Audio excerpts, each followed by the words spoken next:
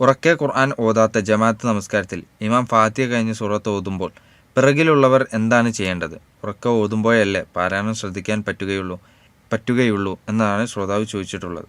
മെല്ലെ ഓതുന്ന നിസ്കാരമാണെങ്കിൽ മഅ്മൂമിനെ സംബന്ധിച്ചിടത്തോളം അവൻ ഫാത്തിഹ ഓതണം. ഫാത്തിഹ കഴിഞ്ഞിട്ട് സൂറത്ത് ഓതുകയാണ് വേണ്ടത്.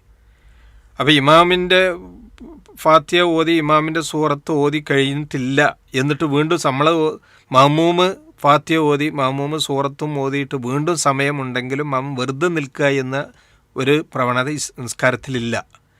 അതുകൊണ്ട് തന്നെ അവൻ എന്ത് ചെയ്യുക, അടുത്ത സൂറത്ത് ഓതാം, അറിയുന്ന വേറെ സൂറത്തുകൾ ഓതാം. അപ്പോൾ വെറുതെ നിൽക്കാതെ ഈ മഅ്മൂമ് അവിടെ ചെയ്യേണ്ടത് അവൻ ഖുർആൻ പാരായണം ചെയ്യാണ് വേണ്ടത്. ഫാത്തിഹ ഓതിയതിന് ശേഷം അവൻ സൂറത്തുകൾ ഓതുകയാണ് വേണ്ടത്. ഇമാമിൻ്റെ അവൻ കേൾക്കുകയാണെങ്കിൽ ഇമാമിൻ്റെ പാരായണം കേൾക്കുകയാണ് വേണ്ടത്. അവിടെ ഓതാൻ പാടില്ല, ഫാത്തിഹ മാത്രമേ ഓതാവൂ.